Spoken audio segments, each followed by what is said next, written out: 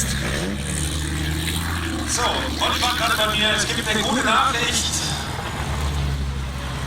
Wir können 20 Fahrzeuge nachnennen. So, wer jetzt fahren möchte, läuft zu Fuß ohne Auto zum Infozelt und kann sich nachnennen und hier am Wettbewerb teilnehmen.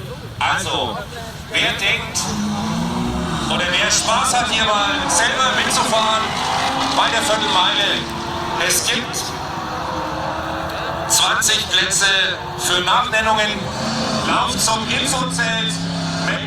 Wenn die 20 Plätze weg sind, ist es vorbei. Aber kommt nicht gleich in eurem Auto, sondern kommt erstmal selber einfach zum Infozelt. Werdet dort vorstellig. Und wie gesagt, 20 Stück haben wir. Ich sehe schon ein paar Leute in die Richtung laufen. Überlegt es euch. Dann könnt ihr hier teilnehmen. Und vielleicht auch im warmen Auto sitzen. So wie Timo. Jetzt unterwegs im Chevy Camaro. 120 PS nebendran Markus im VW Käfer mit 175 PS.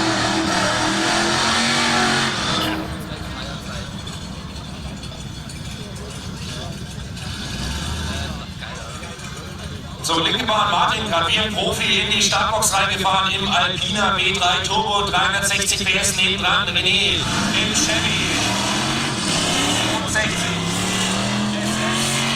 6,5 Liter Rohbau, 325 PS und auf der Suche nach Traktion.